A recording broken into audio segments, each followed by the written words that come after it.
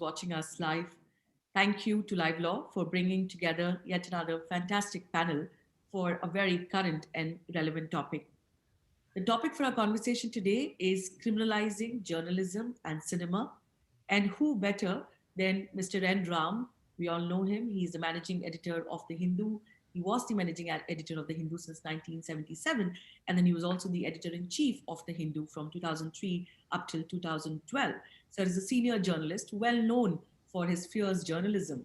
We're also joined by Mr. Akhil Sibal, who's a senior advocate in the Supreme Court, known for his legal work in the fraternity, has very many cases to his name. And we are also joined by Ms. Jyoti Kapoor, who is a screenwriter based out of Mumbai. She's also the vice president of Screenwriters Association. First of all, I thank you very much for taking out the time and joining this panel conversation today. Thank you. Thanks very much. Now, taking you all straight into the conversation and the topic of today, which is criminalizing journalism and cinema. Mr. Ram, I want to start with you. You are a seasoned journalist who perhaps know much more about the legal complications and also the legal provisions as regards freedom of press and for journalism in India than do most other people. We all know that in India, freedom of press and freedom for journalists is not a separate right, but it was included under Article 19(1)(a), freedom of speech and expression. But my question to you is that, sir, you've seen the freedom of press evolve, and it's been a tough fight. Journalists, by nature, are supposed to reflect the heart of the social and political discourse in the country. Where are you seeing journalists today, and how are you seeing broadly the role of media in today's discourse? Do you have worries, or do you think that India is constantly expanding this freedom as we evolve into a better democracy? Thank you. First, let me say I'm very pleased that LiveLaw is organizing this, is presenting this to the public, the interested public.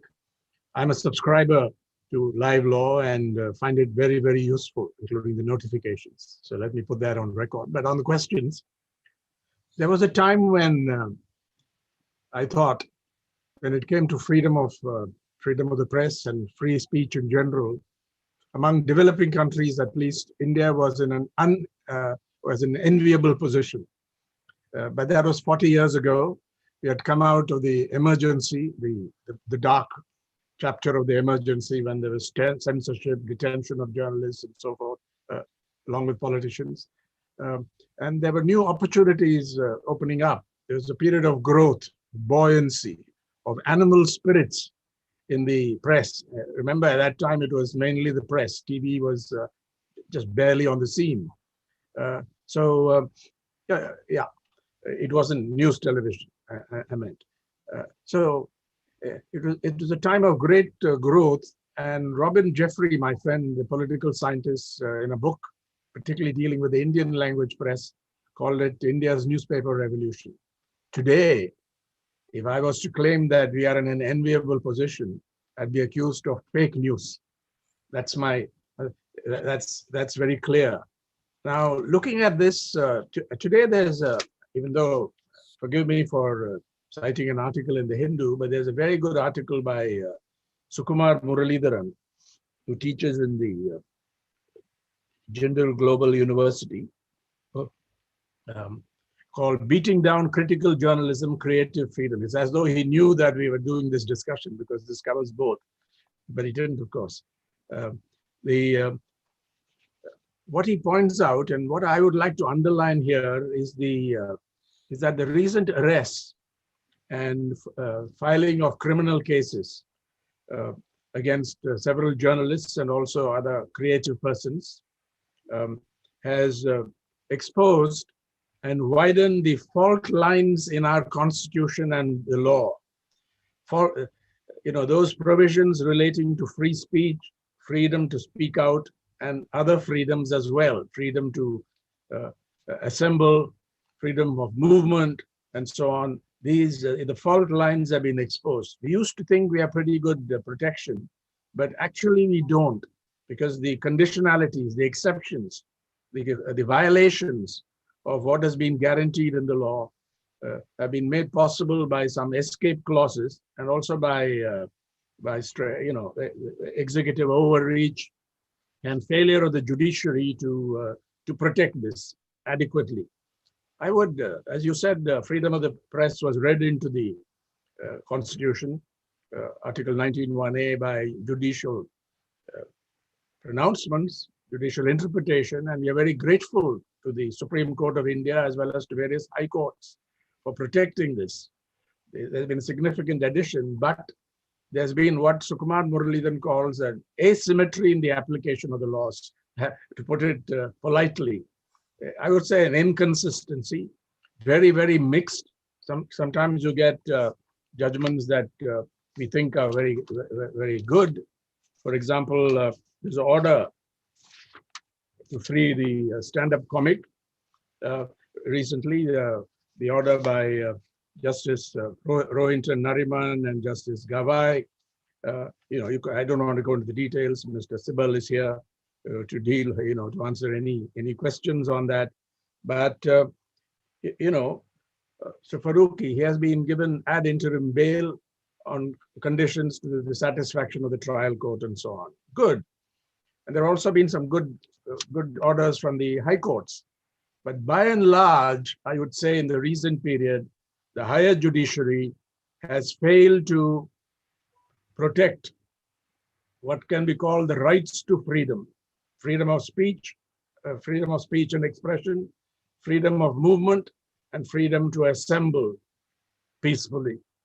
This is a big story. So journalism has come under pressure, has come under attack. Apart from the direct consequences, also, people say eventually nothing may happen to you because these cases are so flimsy. Some social media post or something else where you report something. Journalism constantly corrects itself, even if it's inaccurate. If it's a bona fide intention, I think there is a lot of relief available in the law. But never mind that. Today, there's a precariousness when it comes to the rights to these freedoms, and in particular, freedom of speech, and in particular, freedom of the press, freedom of the media. Also, by extension, freedom to do creative work, as we saw in the Tandav case.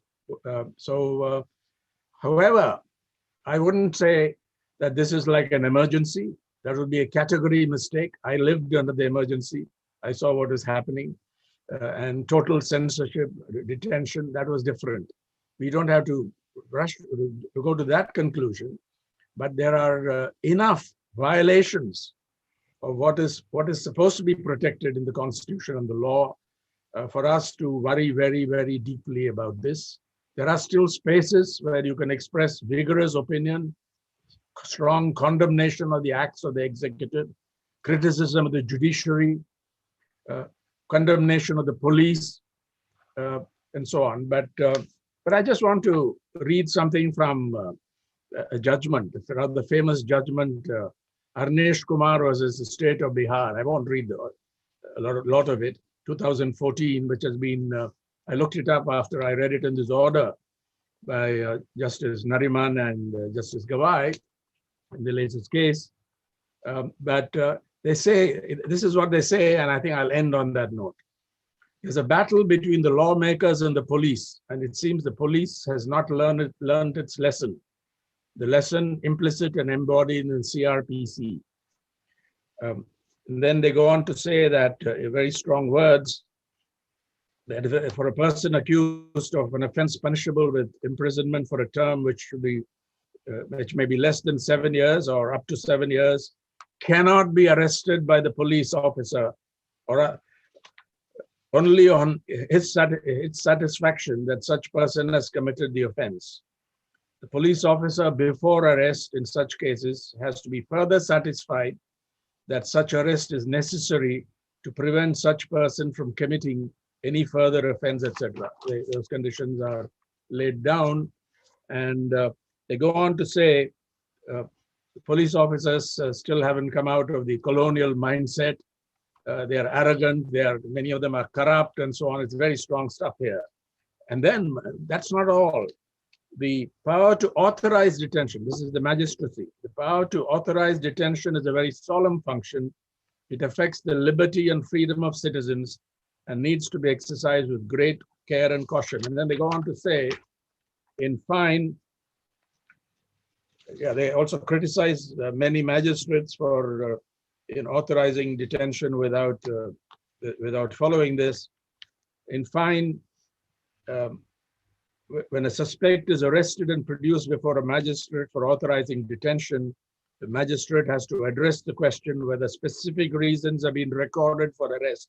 And if so, prima facie, these reasons are relevant. And secondly, a reasonable conclusion could at all be reached by the police officer that one or the other conditions stated above are attached. And to this limited extent, the magistrate will make judicial scrutiny. And in the case of the stand-up comedian, I think it's very clear, Munawar Faruqi, that these conditions have not been met, on the basis of which the Supreme Court, very rightly, and we welcome that, we hail that, granted bail. But we don't have to go to the Supreme Court for this. The High Court did not do it. Successive hearings refused bail to Munawar Faruqi. So it speaks something about the system. So today, I think the precariousness, I underline this, to use Sukumar Muralidharan's phrase, of the rights to freedom of the media in particular, has been exposed. But we do not have to exaggerate this. There is still scope, there are still spaces where we can fight against arbitrary actions, repression, and so on. Thank you. Thank you, sir. Mr. Sibal, coming to you next, Mr. Ram pointed out Mr. Muralidharan's article about, the asymmetry involved in terms of application. I just want to quickly quote from the Privy Council judgment, Channing Arnold versus King Emperor. And I quote, "The freedom of the journalist is an ordinary part of the freedom of the subject. And to whatever length the subject in general may go, so also may be the journalist. But apart from the statute law, of course, we're talking about the common law in England, his privilege is no other and no higher. The range of his assertions, his criticisms, or his comments is as wide as and no wider than any other subject."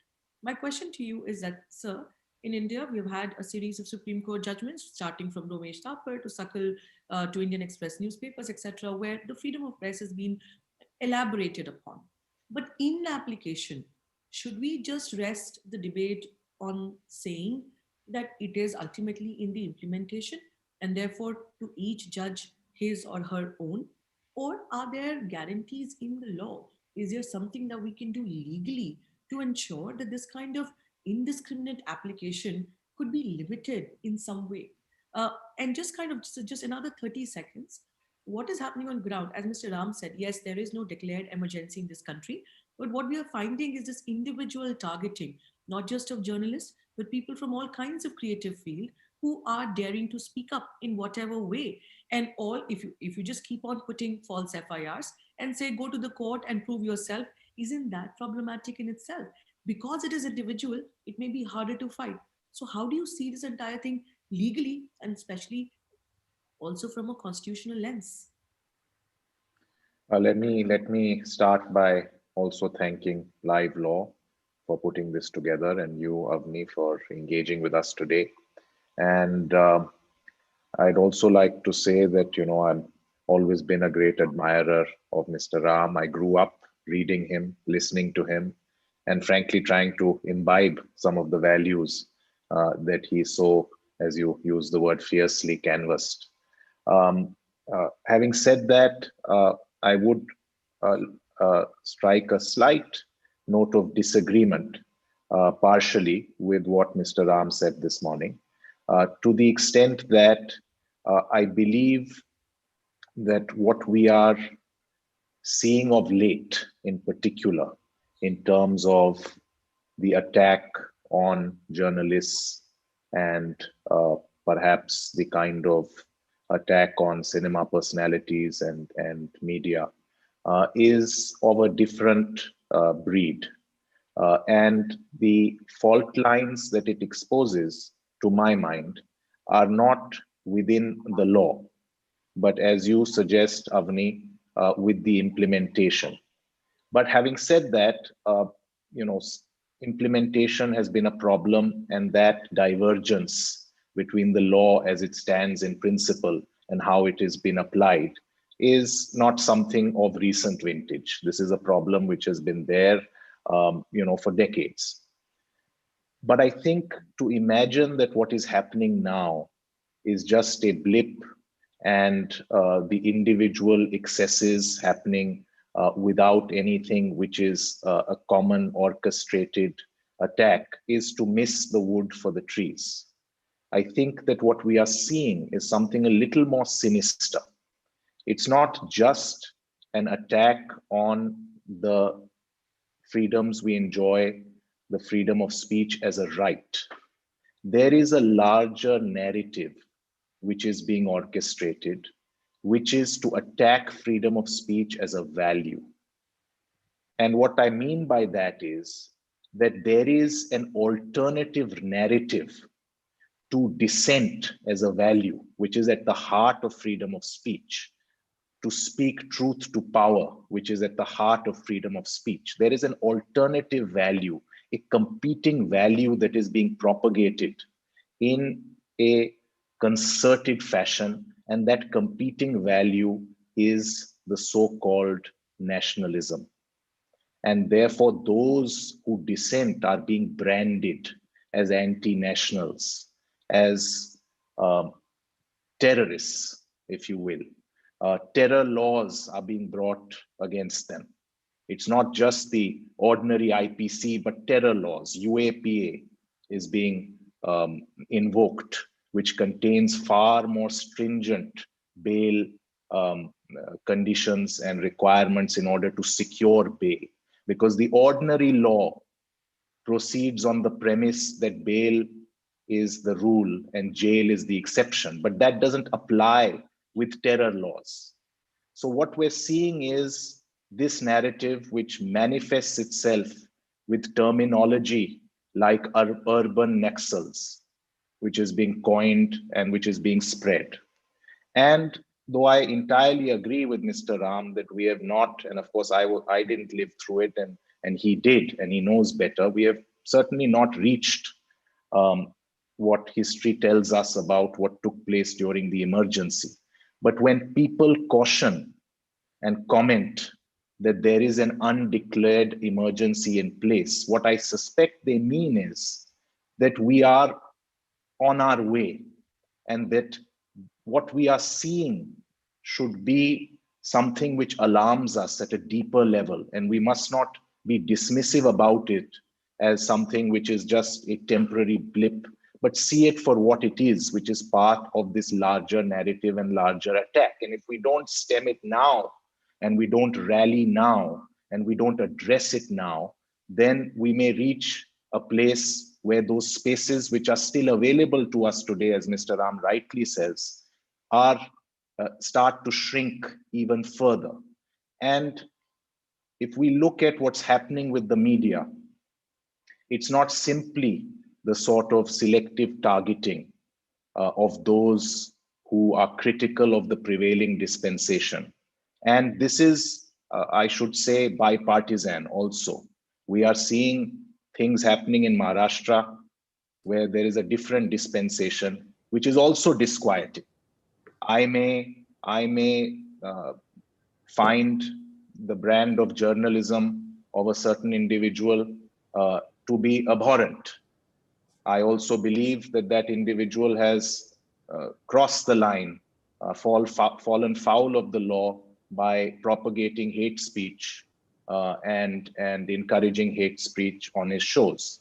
But I also see that the state machinery in Maharashtra appears at first blush to have been misused against him.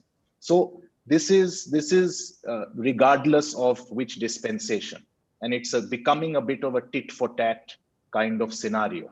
So those in power now want to get back at the previous dispensation. So this has of course happened politically. We've seen it whenever a political dispensation comes, the opponents who were in power earlier are targeted. Now we're seeing it with media and journalists.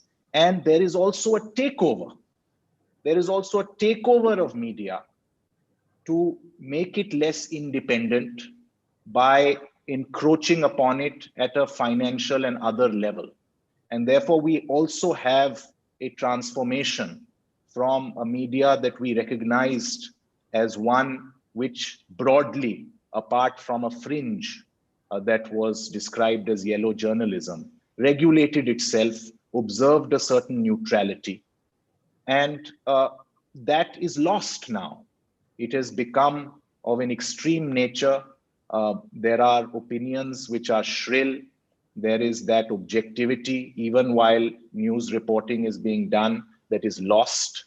And I think that, you know, somewhere media is unable to self-regulate. And as I said, there is a capturing. And that also is providing an excuse to government to interfere and intervene and thereby control. And that too is disquieting and worrisome, because when these laws and its application are put in the hands of the government, and we know that the police does not act independently, and you have this kind of encroachment, as I say, it becomes a justification for the public. So I think that we perhaps ought to recognize, and the need of the hour is to recognize these deeper undertones, and which are in fact overtones as I see them, and you know, think about how to address this. Now, there's no good answer, an easy answer to your question as to how we address it. And the reason is this: the law cannot ever be formulated with the precision that is required to deal with each and every case, because the law is forward looking. It is formulated broadly enough to provide for different fact scenarios that will emerge, and for the application of that law, and its formulation has to be flexible enough to be applied to different scenarios. So therefore, we can never have that kind of precision in law, because to make it too precise would be to limit its application. And it has to be something which remains alive and stands the test of time. And therefore, we are always dependent on state instrumentalities to implement, courts to interpret and apply. And when you have that, there is always a danger of that misapplication. But it tends to be a legally unsound argument to say that because this law is being misapplied, therefore it should be removed from the books. That may not be the answer. And that kind of argument has been rejected by the courts. But yes, the problem is the uneven and wrongful application right from the level of the police through the judiciary. And as Mr. Ram says, we have seen, unfortunately, an increasing inconsistency even within the higher judiciary in terms of its application. I mean, you have a very robust judgment in Arnab's case, for instance, where, if I can just briefly read out, the court said, it is the duty of courts across the spectrum, the district judiciary, the high courts, and the Supreme Court, to ensure that the criminal law does not become a weapon for the selective harassment of citizens. The doors of this court cannot be closed to a citizen who is able to establish prima facie that the instrumentality of the state is being weaponized for using the force of criminal law. Our courts must ensure that they continue to remain the first line of defense against the deprivation of the liberty of citizens. Deprivation of liberty, even for a single day, is one day too many. These are powerful words, but when the folks who were implicated in the Tandav controversy came to the very same court and a different bench and said that, look, there are 6 states which have registered FIRs against us. Where do we go? How can we run from one state to another trying to get anticipatory bail? The court said, look, we'll issue notice, we'll think about it, we'll look into it, but we're not granting you protection. Arnab got protection, and rightly so, according to me. And um, so did Amish Devgan, the News 18 anchor, who was accused of making derogatory remarks against the Sufi Saint Khwaja Moinuddin Chishti. He approached the Supreme Court. Supreme Court didn't quash the FIRs, but they transferred them to one place and granted him interim protection. So it feels a little uneven, and therefore the rule of law tends to get undermined, because one of the basic tenets of the rule of law is some sort of certainty about the outcome. It can't be absolute certainty, because facts will differ and judges will differ, but some degree of predictability. And that also, I feel, is getting lost. And that is also worrisome. So as we get into it more, I'll sort of elaborate on this, but let me leave it at that for now. Thank you, Mr. Sibal. Ms. Kapoor, coming to you next. You've been a former journalist, you're a screenwriter, you're the Vice President of the Screenwriters Association. I want to take a strand that Mr. Sibal touched upon and take it to you. Both of your roles as a former journalist and as a screenwriter. He made a very valid point, which is that in this debate, what we're seeing is that depending on who's in the government, the other side wants to come back to them, right? But if we talk about the role of journalist and we talk about the role of cinema, to my mind and in my opinion, and please disagree if you think so, the role of the press and the role of cinema quintessential is that of anti-establishment. I'm not saying that they have to be anti-establishment, but there is an element of it, because there is an element of reflecting the political and social discourse, which irrespective of who's in power is always going to be people oriented. Now, you've seen what pressure or not people from cinema in particular are facing, not just post-production, Ms. Kapoor, but even pre-production. So for example, when you're writing you're screenwriting a play or a movie or what have you, do you feel that there is a higher scrutiny that you have to apply about maybe hurting the sentiments, which seem to be too vulnerable these days? Or are you feeling all right and you feel, okay, I'm going to write what I want to write and I'll see how people react to it? So is there some sort of a self-censorship going on even pre-production, and how you're seeing this entire debate? First of all, thank you so much, LiveLaw, Avani, and it's an absolute honor and pleasure to be in the company of Mr. Ram, Mr. Sibal. Now coming back to your question, yes, there is lots and lots of self-censorship, and this used to be there even when things were relatively peaceful, because when you are writing, cinema is a medium where you have to be anyway very careful, because it's your film or your mostly films, they will be shown to the masses, and we are anyway in that sense programmed to be careful of a lot of things when we write. But of late, there has been a sense of, it's been a paranoia of sorts. And this is something that I'm sure all of us are going through, all the writers. So I'll give you an example. There was this particular character that I had to name. And of course, there was a certain profession that was associated with this character. And it took me, I'm still not sure if I should name that character the name that I eventually chose, narrowed down on, because I don't know who will interpret it, who will find it offensive, who will take it out of context. So we are living in this, and of course, after the Tandav controversy happened, it's been all the more difficult.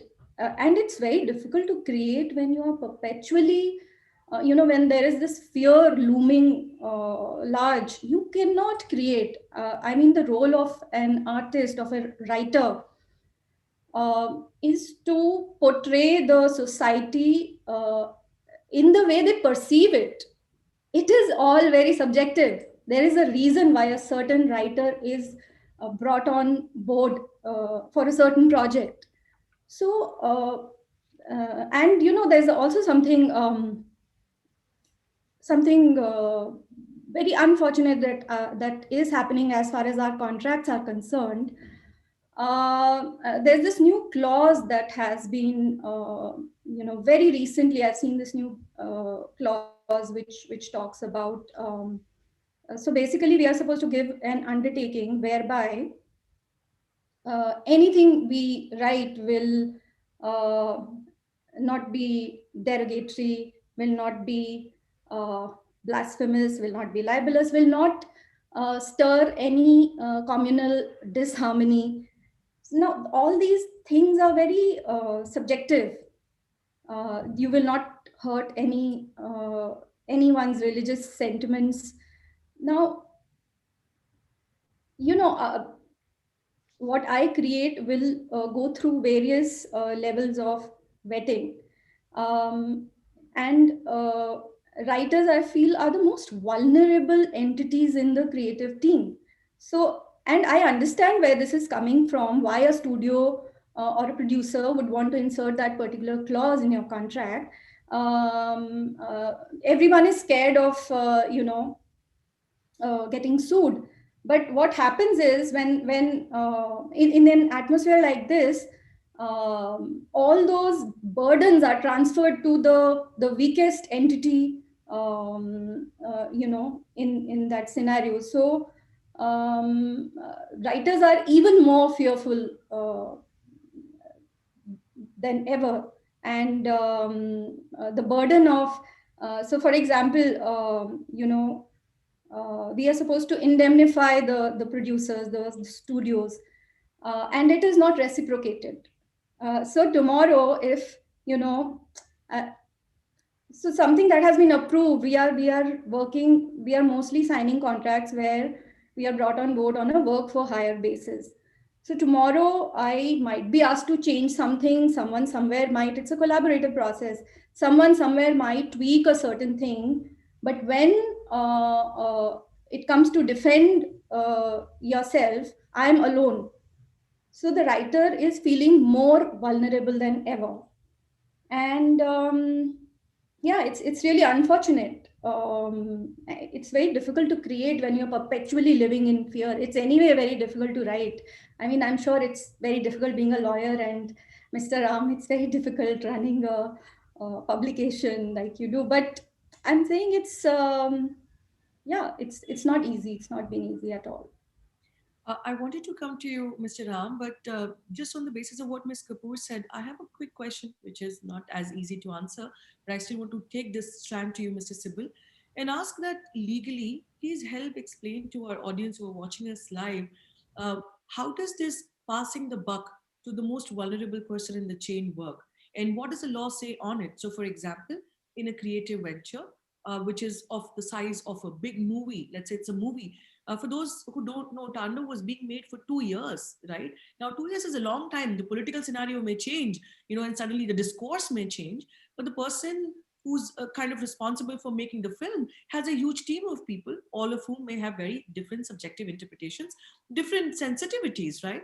So, legally speaking, help understand people who are watching either because they're part of a media house or they're journalists, individuals, freelancers, or they're running big teams. When it comes to legal responsibility, who should take the buck? And does getting a contract signed saying you're responsible if you write something, knowing fully well that they are the most vulnerable in the chain, is that a fair contract? Can that be challenged in the court at all? Yeah, so frankly, when it comes to criminal law, you cannot contractually pass the buck. In short, you can do it for civil liability if somebody sues for money, saying that, for instance, let us say that Ms. Kapoor writes a screenplay which copies somebody else's creative work over which that person has copyright. Then the producer can take an indemnity saying that, look, Ms. Kapoor assures us that her work is a work of original creation and is not a copy. That contractually you can do for civil liability. But when it comes to criminal law, there is no passing the buck contractually. And frankly, anybody who provides the content with the knowledge and with the intention that it is to be published, and the person who publishes are all liable potentially under the law, which is why typically you will see, even in Tandav's case, it would be several people who were roped in, from Amazon to the actors and so on and so forth.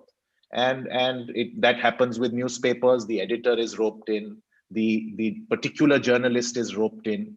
At times, the owners are also roped in.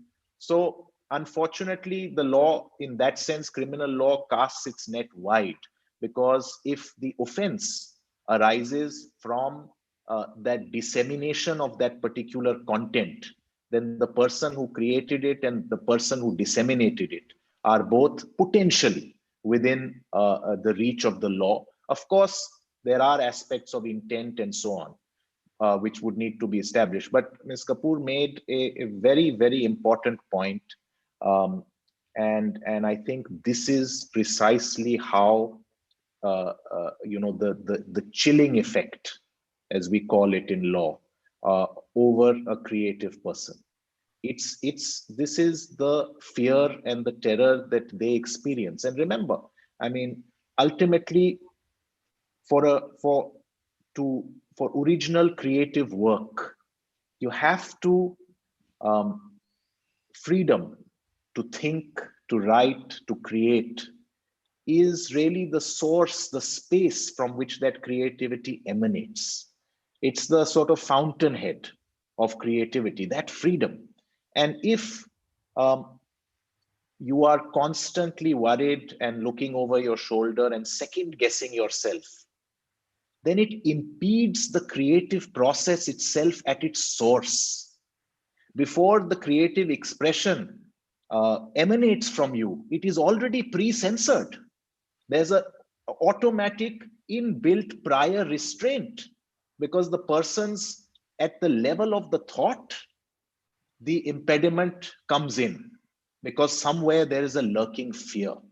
And so you check yourself, you second guess yourself.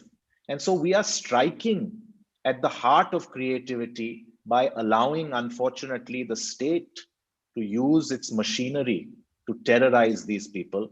And ultimately, most of these cases don't stick. They don't hold up in court. They don't result in convictions. But as every creative person, every journalist, every person who has had to face all of this will tell you, the punishment is the process that they are put through. Run to a lawyer, your family is worried. You don't know when the police will come knocking on your door. How do you pay lawyers? What do you do? Your good name is tarnished. You get hate mail. All of this, it's very, very difficult. There are a couple of questions that I see on the chat, which I'm sure you'll come to later on. So I won't answer those. But there aren't any easy answers about what the solution is. But I think what we can do as a society is to not allow the sort of narrative which is being propagated, which I talked about, to take hold. Otherwise, it becomes a more comfortable space for the state to misuse its powers, and it becomes a sort of tacit condemnation of that attack, when we allow it to be politicized like this. So, but a very quick follow-up just to close this particular loop. And I know lawyers don't like giving free advices, but let's say an individual comes to you and who says, I have been given this contract which has an objectionable clause. Now, what is a person supposed to do? Are they not supposed to take that contract? Are they supposed to sign it? We see, contracts being misused very widely, which we as lawyers would know. These are clauses that cannot stand. But at that point of time, if a person says, do I sign it? Do I not sign it? What are my options? Or do I go to the court before I've even made some money, writing, let's say, a screenplay? So what do you advise to them? If they see objectionable clauses, what are they supposed to do legally? So there are two things. Oftentimes, in these scenarios, there is no equality of bargaining power. That's the big problem.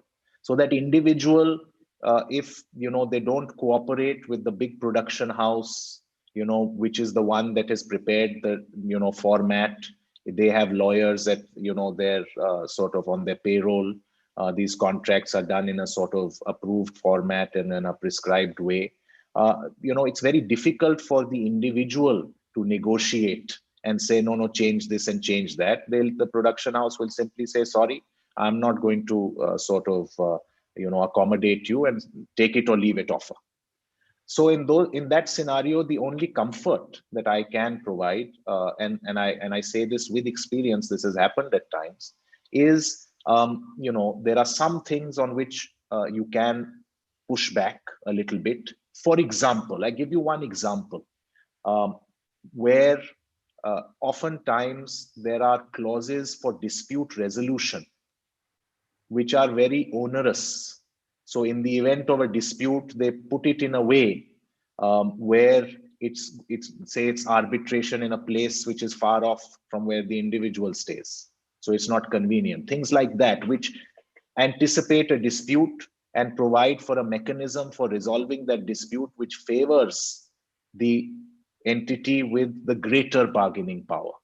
So those are things which you can push back on a little bit, and people have had some success.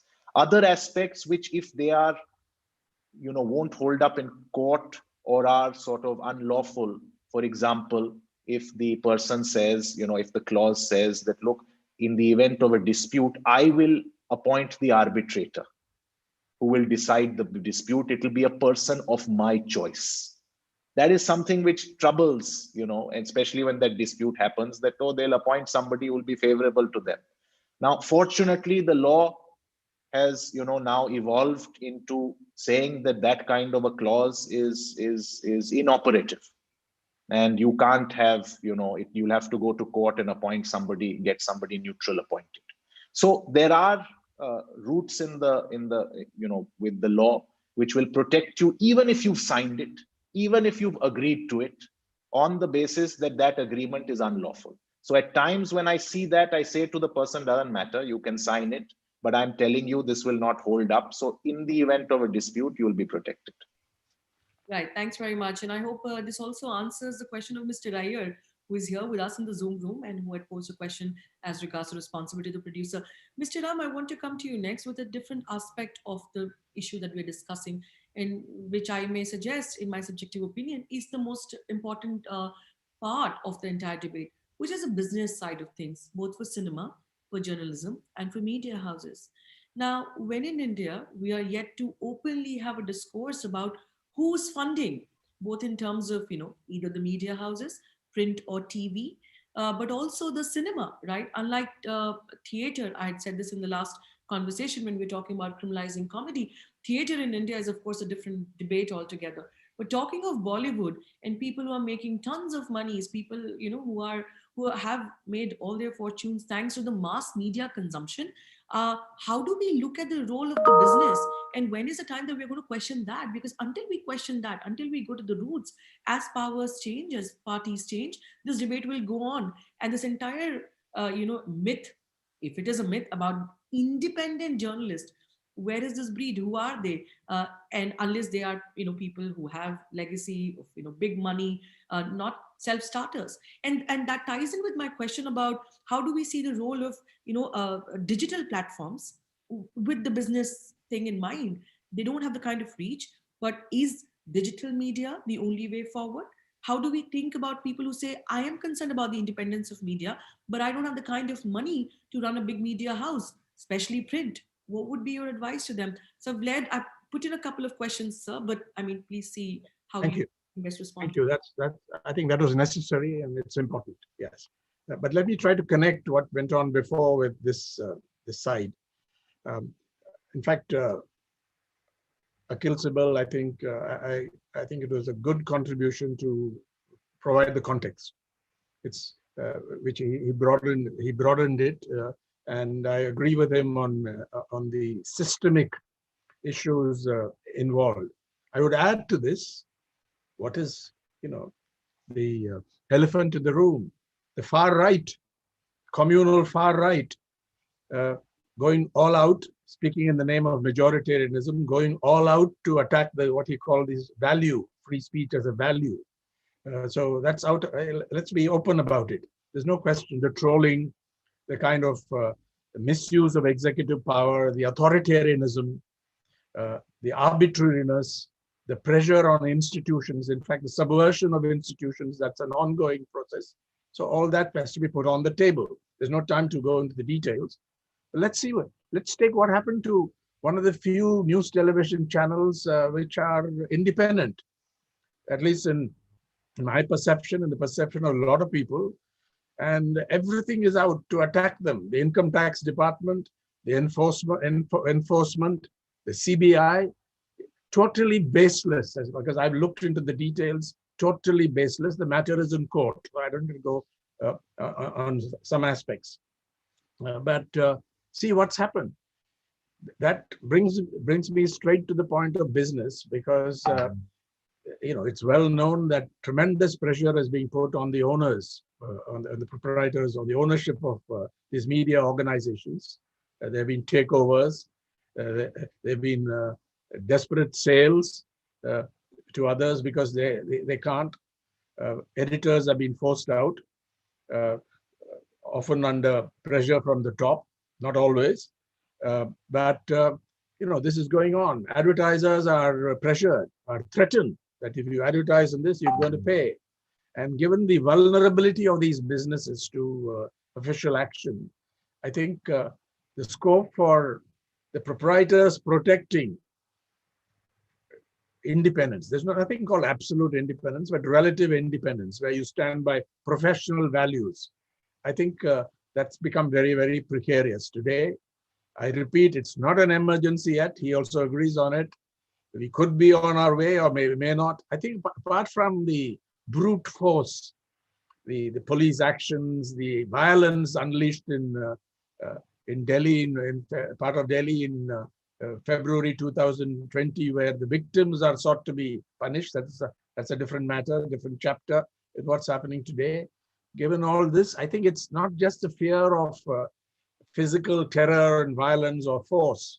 It's also the fear, the intimidatory effect of majoritarianism as an ideology and political phenomenon that is at work. And in this situation, it'll be absurd to say that the media are acting as a so-called fourth estate. That was always questionable whether you're really the fourth estate, but they're not doing that. And the rankings, international rankings, where India is neck and neck with Pakistan on freedom of the press or freedom of the media in several independent rankings, because they won't like it. Foreigners, as Sachin Tendulkar said, you can be spectators, but you can't participate. I don't know who taught him that when it comes to free speech, but that's an aside. So I think we have to look at international professional opinion judgments as well. Committee to protect journalists, but killings of journalists just taken over time. So I think I don't want to exaggerate again, and we agree that there are spaces, but we are not doomed to live like this. Now, on one point, I would like to disagree with Mr. Sibal. The laws there are bad laws. Let me give the example. The law of criminal defamation. It's been done away with in all or most developed countries. It's been done away with in Sri Lanka, the offense of criminal defamation. In a very disappointing judgment, the Supreme Court upheld it. I think there's still a chance to go before a constitutional bench. I'll leave it at that.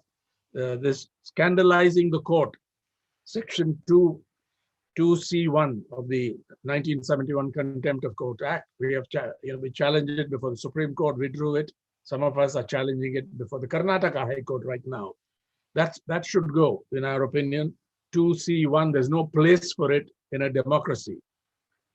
And the sedition law, 124A of the IPC, as Sukuman Muralidharan points out, in the afterglow of the formation of the Republic, Section 13 of the Article 13 of the Constitution annulled all laws that were inconsistent with the Fundamental Rights Chapter. And on the strength of that, the Patna High Court struck down the sedition section But unfortunately, the Supreme Court reinstated it with some kind of, conditions and all that laid down. But that should go. And the Official Secrets Act, I must say here that I was a beneficiary of a very good Supreme Court judgment on the Rafale case, which not only protected us, but said, was eloquent about the importance of freedom of the press and the use of what they call stolen documents, unauthorized documents, that you don't punish the recipient. You go after whoever you think leaked it improperly, etc. That's different. So I think there are laws which must go, which are out of place, out of time, which are inconsistent with the fundamental rights chapter in the Constitution. And the courts have to do better in reading them down and striking them down, in at least providing, strict conditions under which this law can be used and so on. So I think that's there. But back to your business side, it is a bad situation in India. There's no doubt about it. And on the question, digital platforms, I think they're doing a very good job. The Wire,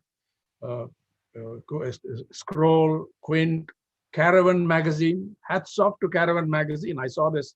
This may sound a bit exaggerated, but Hartosh Sringbal's lead essay in this executive, in this issue of Caravan magazine, December 2020, I think says a lot. You may not agree with everything, but there are voices like that. And also there are voices on news television. I can name names I don't want to hear. There are people who write good articles in the mainstream press, in magazines. There are people who are bloggers, like Krishna Prasad and so on, who uphold freedom of the media. And there are many others, the creative freedom. I think there are hats off to some of these comedians. Of course, they stand up. They know that comedy is invincible in the final court of public opinion. And creative persons who've done a very good job. So I think there are spaces, there are forces. They only got 37% of the vote in the last election. The BJP, here I can refer to them. We've seen attacks from the Congress. We've seen attacks from the state governments. I fully agree with Mr. Sibal when he said that we have to be consistent in taking a position on this. Otherwise, you lose the war, not just battles. It's wrong also in itself, but also there's an instrumentality, you lose, and so on. So state governments have been doing it for decades. The Jayalalitha government filed hundreds of criminal defamation cases. And also there was a legislative privilege issue where some of our journalists were sought to be arrested. We got away with it, thanks to relief from the Supreme Court and the protest on the ground as well. So I think so we must vigorously do this, and I am confident, I can't say when, that they cannot sustain this structure of repression based on a toxic ideology, the Hindu Rashtra project in this case. There are also other dangerous ideologies and movements out there, including those speaking in the name of minorities, which all threaten freedom of speech. But right now we are talking about the main danger, what is before us. And I think we have to strengthen ourselves, resolve, mobilize, and go on. Of course, there is a chilling effect. Why not? If you have a weak stomach, then that's a problem. But I think others have shown that, other countries have shown that strong movements can be defeated. See what happened in the United States when they went overboard, the far right. So we can go on this, but I largely agree with Mr. Sibal. And of course, with Jyoti Kapoor, when she spoke about the real situation on the ground and what you said as well. So I think there's a commonality of views here in defense of free speech. So, but a quick follow-up question, a question I'm receiving, which I think is extremely important. let's say you are somebody who has studied, on freedom of press, not just in India, but also around the world. Do you think that there are models that are being experimented with anywhere in the world?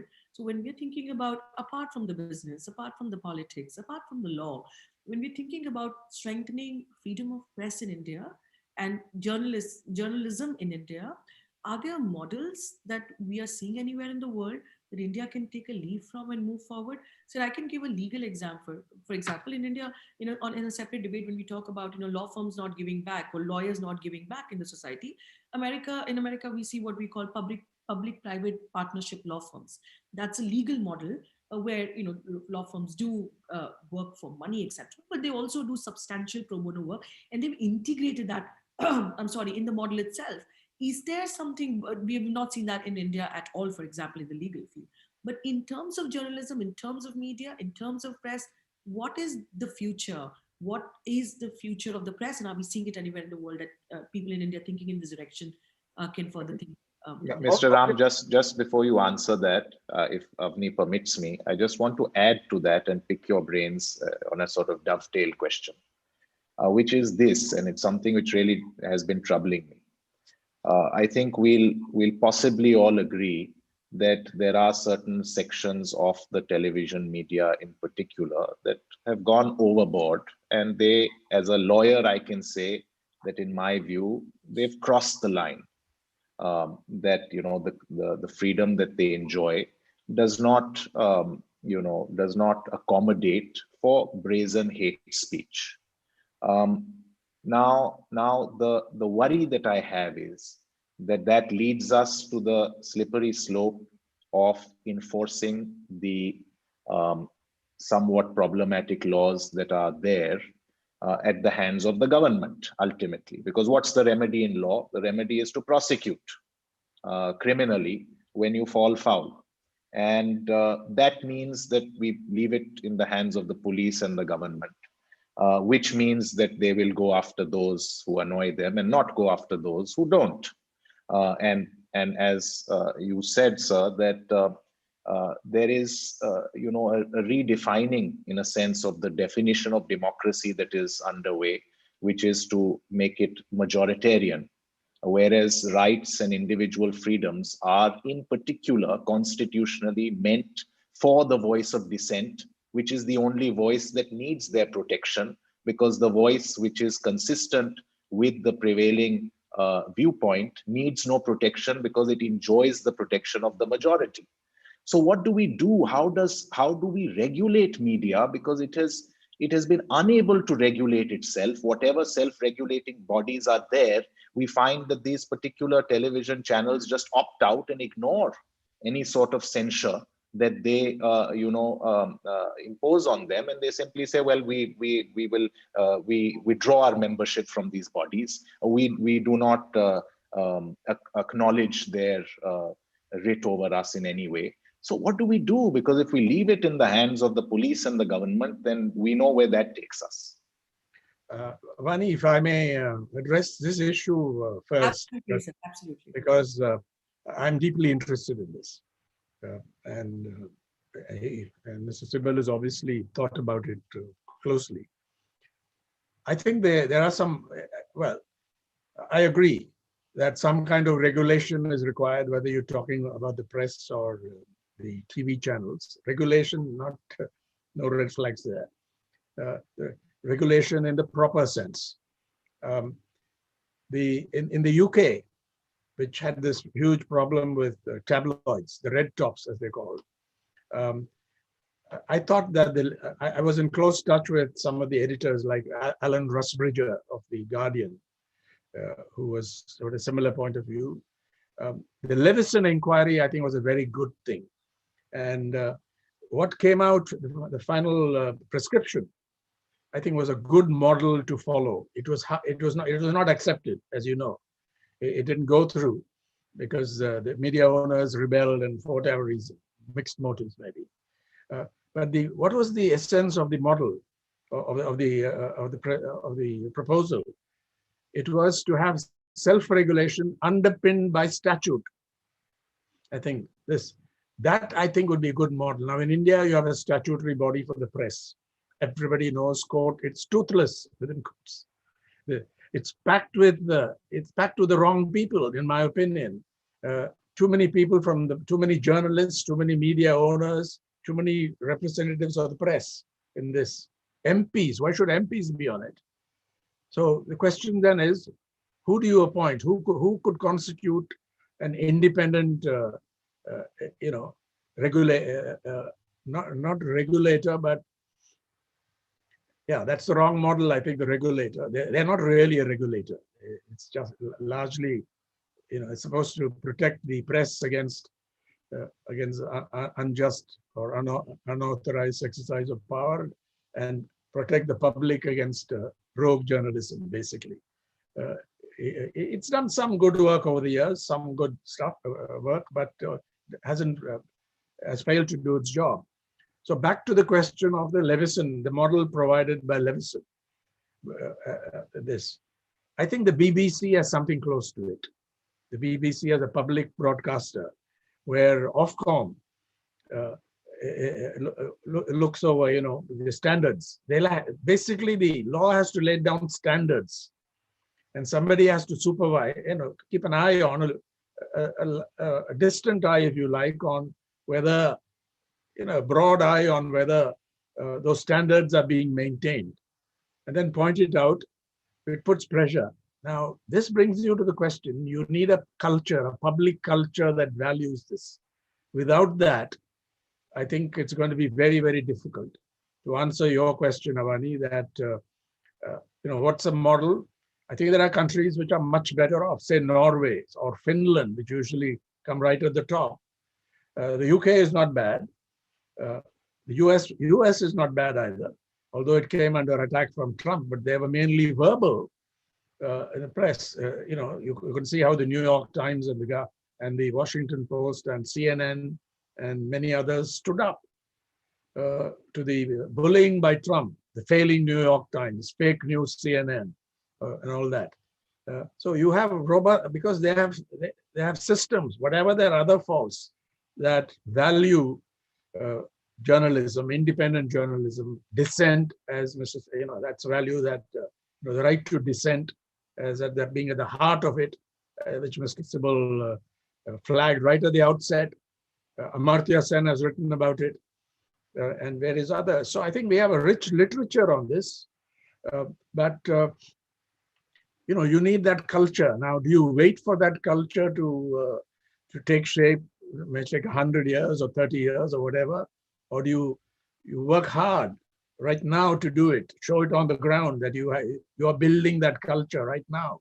That's what is required. And here, the law, the legal profession is and can be is of great help, and can do much more. I think when these journalists, you refer to freelance journalists and so on. Did you people who do not have the backing of major organizations? There should be a fund to provide legal support to them, because otherwise it's very expensive. Let me give you one positive example in Tamil Nadu. In Tamil Nadu, the so-called majoritarian party is very weak, as everybody knows. But after the Lok Sabha election, their brain cells, intellectual cells, apparently came to the conclusion, I read about it in reports, that these Tamil news television channels are to blame for their doing so badly. So they mounted pressure, enormous pressure on some of the main ones, Pudhiya Thalamurai, TV 18 in Tamil and so on, to change their editors. These are professionals. These are not partisan editors. They are first-rate professionals. Many of them come from humble circumstances, like some of our cricketers who become excellent professionals. I know them very well. In one case, the editor had to leave and join another channel. In another case, and here I can name them, Pudhiya Thalamurai, I really commend them for it. Their proprietors simply said they were put under pressure. I know this happened. We know what they didn't want to indulge in any fight or anything. We know what's happening in our channel, in our state. and we have full confidence in the editor. They said it rather quietly and they go on. And the channel does excellent work. So this thing has not worked in a particular segment of the Indian news media. And there may be others, in West Bengal, for example, and elsewhere. India is so huge and diverse, quasi-federal at least, politically very federal. Although today it looks not so federal, but there is scope. So I think these are the issues that need to be discussed. So I think this partnership between those who stand for, journalists, creative people, lawyers, on the, you talked about the US, public-private partnership law firms. And there are others who, we know which lawyers to go to. I'd go to Prashant Bhushan or Dushyant Dave. I don't want to single out anybody. These are the people I've dealt with. And they are just magnificent, the way they respond. And I'm sure, others who face, I wouldn't say we've suffered any great hardships. I personally have not suffered any great hardship at the hands of the executive. I faced pressure, but it is nothing compared with somebody who is arrested or faces the sedition charges. I've never faced any sedition charge, any FIR and so on. So I thought I don't know if I've responded adequately to your question, but I think I have to refer to Mr. Sibal's the issue he raised. Thank you very much, Ms. Kapoor. मेरा अगला सवाल हिंदी में है. We try and do bilingual. कोशिश करते हैं कि कुछ अंग्रेजी कुछ हिंदी ताकि ज़्यादा ऑडियंस को केटर कर पाएं. भारत में कहा जाता है कि जैसे क्रिकेट और सिनेमा दो चीज़ हैं जिसके लिए पूरा देश एक तरह से कहा जाए people are mad, people love cricketers and people love cinema. और इसके कारण भारत में हम देख रहे हैं कि एक बहुत ज़्यादा सेलिब्रिटी कल्चर है. अभी हम 2 दिन से देख रहे हैं कि कहा जा रहा है कि कुछ ट्वीट्स ने पूरी मशीनरी को रैटल करके रख दिया है. और ये ट्वीट्स वो जो कि भारतीय सेलिब्रिटीज भी नहीं है, इंटरनेशनल सेलिब्रिटीज हैं. तो हाउ डू यू सी, आप कैसे देखते हैं कि सिनेमा का स्पेसिफिकली रोल और जो लोग सिनेमा में हैं उनका जो सेलिब्रिटी स्टेटस है और देयरफॉर उनका जो इन्फ्लुएंसर रोल है उसको आप कैसे देखते हैं? एंड देयरफॉर जब सिनेमा के लोगों को सिंगल आउट किया जाता है, कुछ लोगों को एक तरह से प्रोटेक्शन मिलता है, कुछ लोगों को क्रिमिनलाइज किया जाता है, तो इस तरह के डिस्टिंक्शन का एक तो उसको आप देखते कैसे हैं, उसका सोल्यूशन क्या है? जब प्रेस की बात होती है Miss Kapoor, so we talk about self censorship, लेकिन सिनेमा की तो कोई सेंसरशिप है ही नहीं, तो उसका रास्ता क्या है? How, what is the way forward as far as cinema is concerned? या that's a very interesting question और बहुत ही मुश्किल सवाल भी है, क्योंकि मुझे ऐसा लगता है कि हमारे जो सेलिब्रिटीज़ हैं उन्हें मालूम है क्या चल रहा है और वो they want to bring it up, but वो बैकलैश जो होता है, और वो हमने देखा है, they are threatened with dire consequences all the time. Look at what happened जब दीपिका पादुकोण ने एक छोटा सा कमेंट कुछ तो बोला था कि हमारा देश रिग्रेसिव होता जा रहा है, जब एक फ्रिंज ग्रुप ने उन्हें धमकी दी थी. Look at what happened to Aamir Khan जब उन्होंने एक ऐसा ही कुछ पैनल डिस्कशन था जिसमें उन्होंने बहुत ही कुछ अपनी लाइफ का कुछ एग्जाम्पल दिया और उसके बाद उनके साथ क्या हुआ. और ज्योति जी और दूसरी तरफ उनको फिर क्रिटिसाइज भी किया जाता है कि आप चुप क्यों हो. राइट. देश के सामने इतने बड़े बड़े मुद्दे हैं, आप चुप क्यों हो? शायद इस वजह से जो आप बता रही हैं. जी, और एक और चीज मैं जो बोलना चाहती हूँ वो ये है कि हैविंग सेड दैट, मुझे ये भी लगता है कि जब आप एक राइटर्स तो खैर सेलिब्रिटीज होते नहीं, तो हम पे शायद वो बर्डन होता नहीं है, हमें कोई जानता नहीं है तो हम कभी कभी बोल देते हैं जो हमारा मन करता है, so we don't come with that pressure of nobody knows you really. You sometimes live in that anonymity, which is a curse and sometimes it's a blessing also.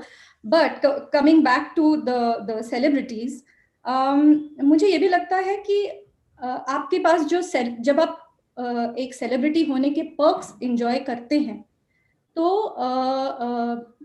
एक कुछ तो ऐसा मैकेनिज्म होना चाहिए कि, एंड आई डू अंडरस्टैंड कि एक individual जो है जब भी कोई मुद्दा उठाएगा तो उसको दबा दिया जाएगा और उसे धमकियां दी जाएंगी और वो डर के बैठ जाएगा। इसका एक ही सोल्यूशन है कि लोग, whether that's big producers, whether that's big A-list actors, and I'm talking about people जो वाकई में इसके बारे में जो लोग बोलना चाहते हैं, जो सोचते हैं, जो इंटेलेक्चुअली इवॉल्व लोग हैं, वो इकट्ठे आए और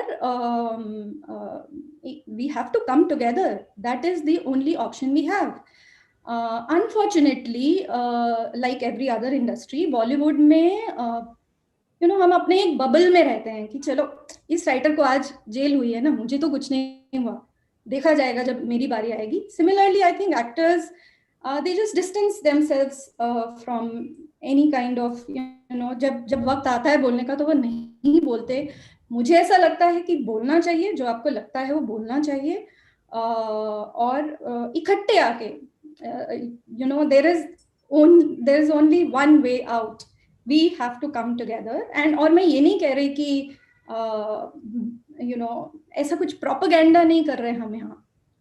आप आपस में मिलके बैठो. इंडस्ट्री में राइटर्स एसोसिएशन है, you have producers associations, you have actors unions.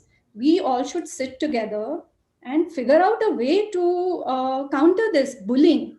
I think that is the only way out. Yeah. Avani, may I just say something very quickly? I forgot to say anything on an important point that Mr. Sibal raised about some of these TV channels. I think we should deplore that. We have, I think, some of the worst news television in the world, at least in the English languages that I've seen. And we have to come out very clearly against that. This hate speech, from whichever channel it comes from, I think it's a major problem. And we have to do something about the standards. I don't know enough about television and how it goes on, but surely it's a major problem for us. Some of them, but we can have a further discussion on it, perhaps including people who work on news television. जी जी. Mrs Sibal, article 19(1) के बारे में हमेशा ये कहा जाता है कि आपका जो freedom of speech and expression है वो उसके रीजनेबल ग्राउंड्स हैं जिस पे उसे रिस्ट्रिक्ट किया जा सकता है. मतलब हर व्यक्ति को आज़ादी नहीं है कि वो जो चाहे वो बोले. कुछ ग्राउंड्स हैं जो आर्टिकल 19(2) में ही ले डाउन कर दिए गए हैं. पहला कि sovereignty and integrity of India, देश की संप्रभुता, सिक्योरिटी ऑफ द स्टेट, देश की सुरक्षा, friendly relations with foreign states, public order, decency, morality and contempt of court. इसमें से जो दो ग्राउंड्स हैं, एक तो पब्लिक ऑर्डर कि पब्लिक ऑर्डर क्या है, और दूसरा ये कि सिक्योरिटी ऑफ स्टेट. इसको when we read with section 124A, Mr Ram ने भी बात करी लॉ ऑन सेडिशन के ऊपर. इसमें एक चीज जो हम अक्सर भूल जाते हैं कि सेक्शन 124A ऑफ आईपीसी जो सेडिशन को डिफाइन करता है, उसका एक्सप्लेनेशन 3 ये भी कहता है कि comments expressing disapprobation of the administrative or other action of the government without exciting or attempting to excite hatred, contempt or disaffection do not constitute the offense under this section. Simple भाषा में हिंदी में यदि कहूँ तो कहूँगी कि sedition का कानून का एक एक्सेप्शन है कि सिर्फ सरकार की आलोचना करना सेडिशन तो नहीं होता, लेकिन the way these exceptions are being invoked, जिस तरीके से ये एक्सेप्शंस को इन्वोक किया जा रहा है freedom of speech and expression को कर्टेल करने के लिए और जर्नलिज्म और सिनेमा को क्रिमिनलाइज करने के लिए, इसको आप कैसे देखते हैं और इसका क्या तरीका है? ये जो ग्राउंड्स दिए गए हैं एक्सेप्शन के, जिस पर freedom of speech and expression को कर्टेल किया जा सकता है, क्या उन्हें कोर्ट्स सही तरीके से इंटरप्रेट कर रहे हैं आपके ओपिनियन में? तो जैसा कि मिस्टर राम ने कहा, एक आर्ग्यूमेंट जरूर है और काफी प्रभावशाली आर्ग्यूमेंट है कि कुछ जो ये कानून है इसमें बदलाव लाना चाहिए. कुछ जो कानून है, कुछ ये जो ऑफेंसेस हैं, सेडिशन वगैरह, इनको हटा देना चाहिए. लेकिन जो मैं कहना चाह रहा था वो ये है कि जब हम आपका जो आपने टॉपिक चुना Criminalizing Journalism and Cinema, ये जो कानून में ऑफेंसेस हैं, ये तो कई सालों से हैं, ये तो शुरू से हैं। तो चाहे क्रिमिनल डेफमेशन हो, चाहे सेडिशन हो, ये तो अरसों से चले आ रहे हैं। लेकिन सवाल ये उठता है कि आज कल में क्या हो रहा है, कैसी चीज, क्या क्या स्थिति बन गई है कि इन कानूनों का गलत इस्तेमाल हो रहा है, एंड इंक्रीजिंगली सो। अब जहां तक कि सेडिशन का सवाल है, हाँ, एक आर्गुमेंट है कि इसको हटा देना चाहिए, लेकिन मेरा ये कहना है कि ये कानून गलत इसलिए नहीं है क्योंकि ज्यादातर ये केसेस जो हैं, they will not result in conviction. इसमें किसी को सजा ज्यादातर नहीं मिलेगी, या तो एक्विट हो जाएंगे ज्यादातर। तो ये इसलिए हमें बताता है कि कानून में नुक्स नहीं है। लेकिन मुश्किल ये है कि 2020 में 80 केस सेडिशन के लाए गए नेशन वाइड, जो 2014 के बाद, जब से हम इसकी स्टेटिस्टिक कलेक्ट की जा रही है, उसके पहले स्टेटिस्टिक्स ही नहीं है, जो नेशनल क्राइम ब्यूरो के स्टेटिस्टिक्स हैं, वो 2014 से कलेक्ट किए जा रहे हैं, और 2020 में सबसे ज्यादा केस सेडिशन के लाए गए हैं 2014 के बाद। तो ये क्यों, ये क्या हो रहा है? और दिक्कत ये है, अब देखिए, जो ये नवरीत सिंह जी की अनफॉर्चुनेट डिवाइस हुई, और जो भी कारण है वो अभी भी साफ नहीं है, लेकिन कुछ उस पे रिपोर्टिंग हुई। अब उनके खिलाफ सेडिशन चार्जेस लाए गए हैं। अब हो सकता है गलत रिपोर्टिंग हुई, किसी को ठीक से मालूम नहीं था, हो सकता है, मुझे नहीं मालूम, हो सकता है कोई नेग्लिजेंस भी हुई। लेकिन ये कहना कि ये लोग, इन लोगों ने जिन्होंने ट्वीट किया, या और कुछ ही लोगों को पकड़ा गया है कि आपने उस क्रिमिनल इंटेंट से किया with the purpose of inciting violence. अब सुप्रीम कोर्ट ने कई साल पहले कह दिया था कि sedition has to involve some incitement to violence. Kedarnath में सुप्रीम कोर्ट ने कहा था। अब और क्या कहे सुप्रीम कोर्ट? सुप्रीम कोर्ट ने कहा कि वी रीड इट डाउन ताकि इसका मिसयूज ना हो। अब फिर भी इसको बार बार इन्वोक किया जाता है। अब क्या किया जाए? उसमें कानून में नुक्स नहीं है, उसकी इंप्लीमेंटेशन में नुक्स है।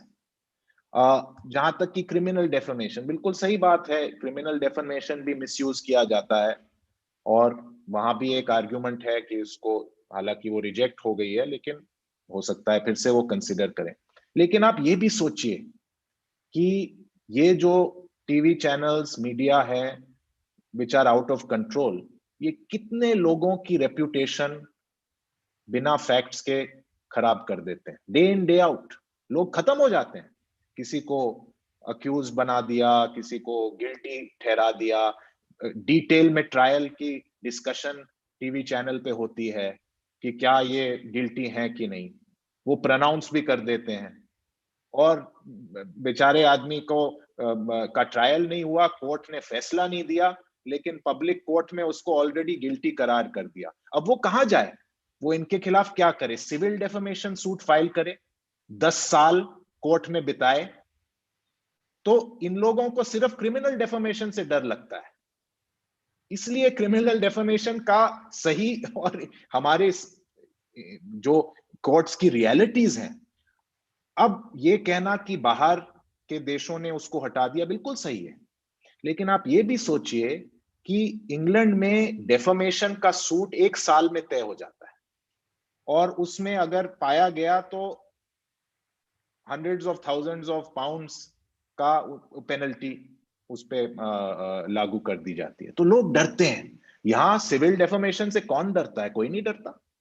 इसलिए क्रिमिनल डेफमेशन जरूरी है। ये भी एक दूसरा पहलू है। तो मेरा कहने का ये मतलब है कि मुझे तो नहीं लगता कि कानून में उतनी कमी नजर आ रही है, लेकिन जो लोग कानून के रखवाले हैं, उनमें मुझे बहुत कमी नजर आ रही है। और असली दिक्कत उधर से, मेरे हिसाब से, that is the place to address it. Thank you, Mr. Sibal. Yasmin ji हमारे साथ लाइव जुड़ी हैं और उनका एक सजेशन है, वो एक बात कह रही है, सवाल तो नहीं है, पर वो ये कह रही है कि जब सीनियर जर्नलिस्ट और सीनियर लॉयर्स के ऊपर भी केसेस होते हैं और तब भी लोग यदि उनके साथ उन्हीं की फ्रेटर्निटी के आके खड़े नहीं होते, तो वो दिन कैसे दूर है कि जब एक आम इंसान उसके ऊपर जब केसेस होने लगेंगे तो लोग डरेंगे ही और चिलिंग इफेक्ट होगा ही। तो जरूरत है कि लोग साथ में आके खड़े हों। यास्मीन जी ने ये कमेंट हमें भेजा है चैट बॉक्स के माध्यम से। इन दी एंड इस कॉन्वर्सेशन को रैप अप करते हुए काफी सारी चीजें आई। क्या लॉ में कमी है, क्या लॉ के इम्प्लीमेंटेशन में कमी है, क्या किया जा सकता है, और फ्यूचर ऑफ सिनेमा और फ्यूचर ऑफ प्रेस क्या है, ये सारे सब थीम्स को we tried and touched it in our own ways. आखिरी में आप लोगों के फाइनल कमेंट्स इस टॉपिक पे, what is a message that you want to give to the viewers on the topic? Stage over to you. I'll start with you, Ms. Kapoor, and then I will move to the next speaker. तो miss Kapoor, जो लोग आज ये conversation देख रहे हैं, people are watching this conversation today, what is your message? How do we prevent, we as the people of India, prevent this entire culture of criminalizing, and what can we do to move in the direction of better days, more hopeful days? I think हम सबको we should just take a chill pill sometimes and take it easy and in all circumstances maintain our sense of humor, जो बहुत ही ज़रूरी है. There's also another thing that I would like to tell my fellow writers, क्योंकि बहुत बहुत डरे हुए हैं हम लोग, कि इसको एक तरह का चैलेंज आप लेकर चलिए कि look at it as a different genre that you will write in, where you have to मतलब आपको जो कहना है आप वो कह भी दीजिए, और ऐसे कहिए, be more innovative, be more creative, and don't let this bog you down, and yeah, continue to do what you do. Yeah. Thank you very much, Mrs. Sibal. Legally, what can we do? How do we see law, especially for the legal fraternity? Any messages? When I did the represented and had the privilege of representing MF Hussain, the Delhi High Court, in a very powerful judgment in 2008, when it quashed FIRs, complaint cases against him, had in a sort of epilogue or footnote said that, we see the misuse of legal provisions and the harassment of artists at the hands of the law in terms of a coordinated effort of complaints which are replicated in language filed all across the country, making them run from pillar to post. And by the time that the law comes to their aid, the punishment has already been meted out. And therefore, the High Court put it to the government that please bring about some changes at the ground level, some greater safeguards to ensure that there is some check and balance to what is happening at the first instance. Of course, that fell on deaf ears and nothing was done. Unfortunately, no changes were brought about.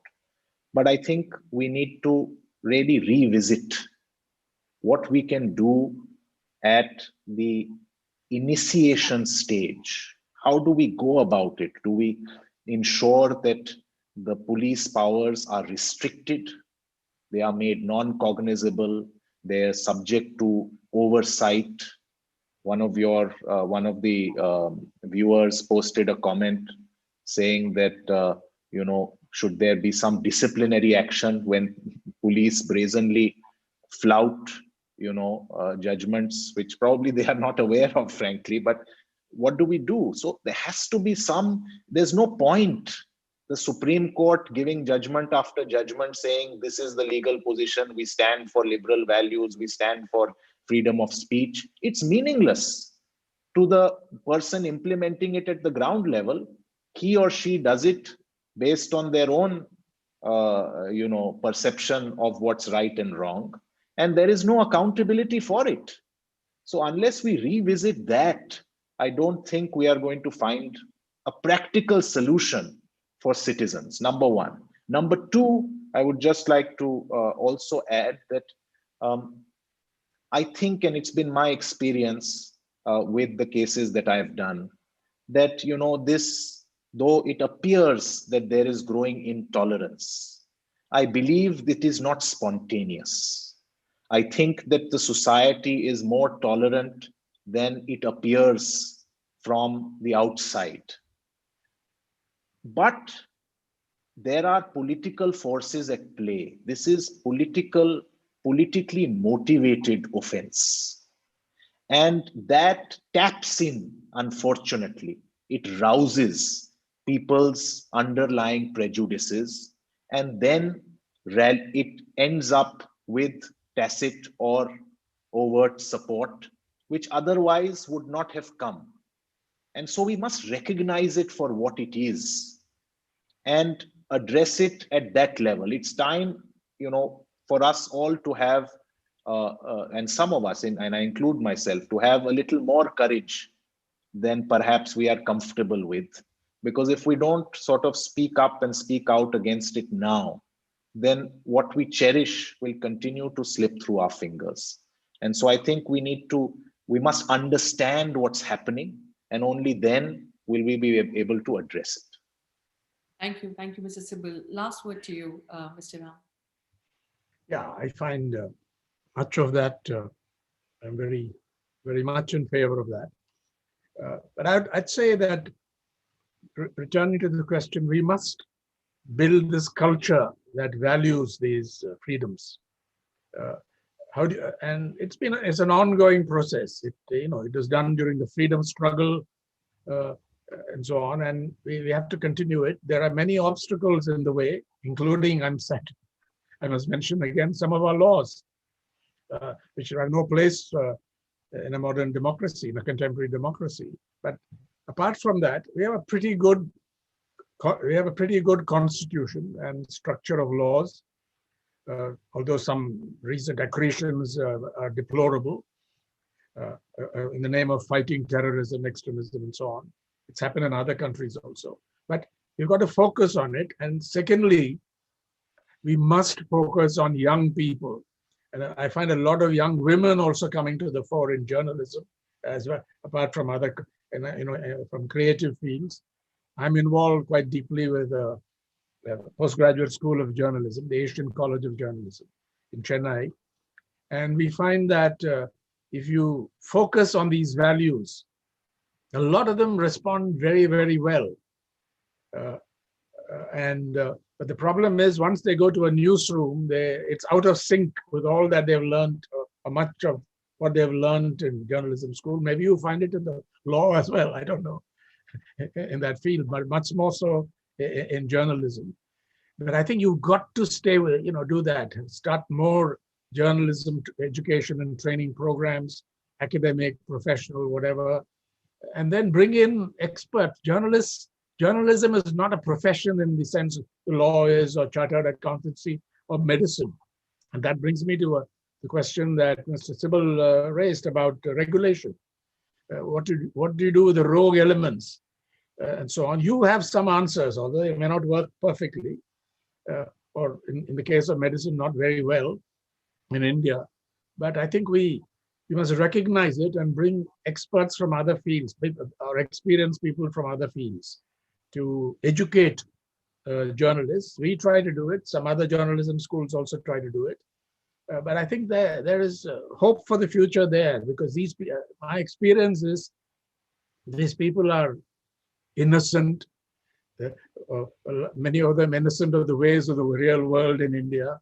And if you teach them these values, again, back to Mr. Sibal's thing about as a value, it's about policy, about everything else, if it's a value.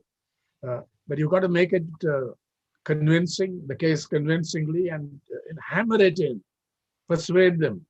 The right to dissent. I think toleration is not enough. Toleration is good, but it has to go beyond that. It has to be rights-based approach.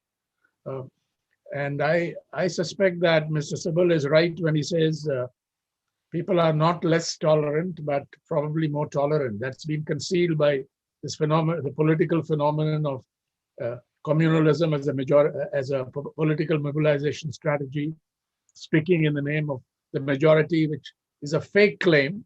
It's not the real majority. And so on, these obvious things have to be hammered home regularly. And if we do that, and with a little more courage, as he said, applies to everyone, all sections, I think we'll be okay. We will be okay. And as I say, law is, it's not an end, it's a means. In India, is law being used as a force of good or as a force of bad? That's the question I leave you with. If this panel conversation has given rise to some questions and hopefully some answers, we would have done a good job. I thank my panelists once again for sparing so much time and for being so eloquent, so honest, so frank in their thoughts and articulation. I also thank everybody who's joined us here in the Zoom room, but also everybody who's watching us live. Thanks very much. Have a great weekend and look forward to another panel conversation another time. Thanks very much. Take care.